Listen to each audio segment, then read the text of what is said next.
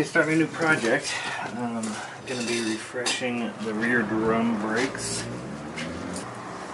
So the first step, obviously I removed the wheel already. That's the only thing I've done so far. Jacked up the car, obviously. And the parking brake is not engaged. And there's two screws here that hold the drum onto this rear axle. So you just take off these two screws and you should be able to shimmy the drum off. Okay. Now the spec for the rear drum is 122, I believe, millimeters from inside to inside if you go straight across. So that's the spec you're looking for. If it's actually it's 129 millimeters from inside to inside. If it's more than that by a few millimeters, it's probably time to replace your drum. Mine right now reads at about 129 to 130 millimeters, so it's barely worn and the drum doesn't need to be replaced.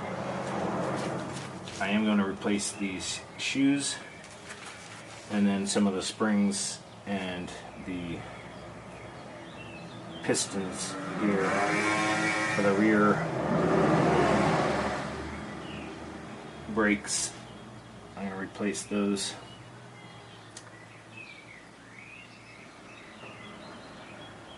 And then that's about it. So I'm going to show you how to remove all these parts and get at the rear, completely take apart these brakes so I can refresh them. Okay, the removing the brake shoes is a pretty easy process, and it's pretty standard for all kinds of drum brakes. Once you got the drum removed, the shoes are held in with these clips.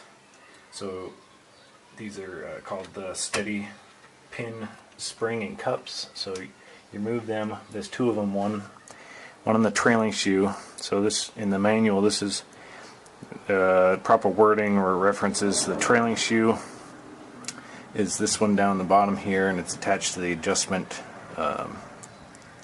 clip here, or the adjustment point on the cylinder.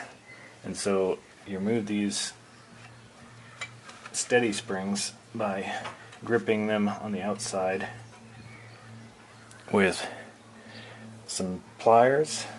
They make special tools for this, but most people don't have it. So you hold there's a pin that comes through the back here, so you can hold that in place with a finger, and then grip this with some pliers, push in, twist, and then that cap comes off, and then the spring comes off, and then through the back you can push this pin out, and the pin comes out the back. So we can set those aside. So the manual says to do this on the trailing shoe first. So trailing shoe down here. The second step, so I've already removed that one down here. And then the second step says to remove the trailing shoe from its back plate anchor. So right here, the back plate anchor, and the wheel cylinder adjuster slot. So the wheel cylinder adjuster slot is right there. So remove it from both of those.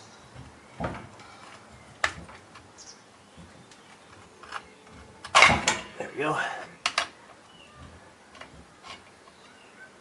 And obviously there's some springs here you gotta be wary of. So I'll get this off of this spring, so it's not hanging. There we go.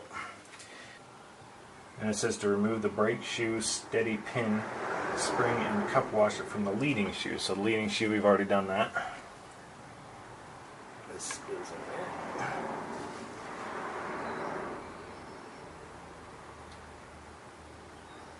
Then remove the brake shoes complete with springs,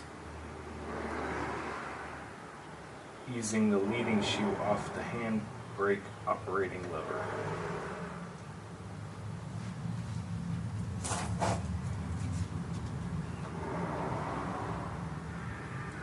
Okay, well, it says to remove them with the springs complete, but my springs fell off, so I guess you can try to get it off with them complete. But here's the leading shoe with the springs, and then that obviously attaches to the front, or the trailing shoe with these springs. So remember the way they came off. So this one, the surface material on the trailing shoe goes down, and this is the left side of the vehicle. So this pad material on this leading or trailing shoe goes kind of towards the bottom, and the pad material on the leading shoe goes kind of towards the top. So we can imagine the direction of rotation of the wheel.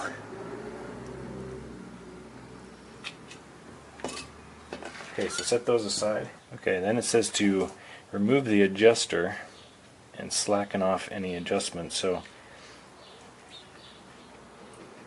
you rotate that back in. Obviously the new shoes are going to have more padding on them, so you can rotate that back in so that when you get the new pads on there, it'll be set to zero adjustment, and you can adjust it later to the proper amount.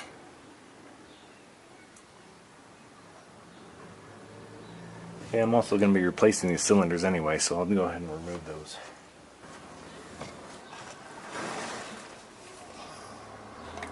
Okay, to remove the cylinder, there's two clips on the back here that you got to disengage.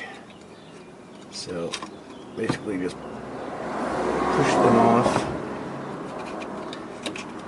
Get a flathead, and they come off. They just kind of wedge in there and hold it on. The spring clips. Here's one of them. And then the other one pushes up the other way.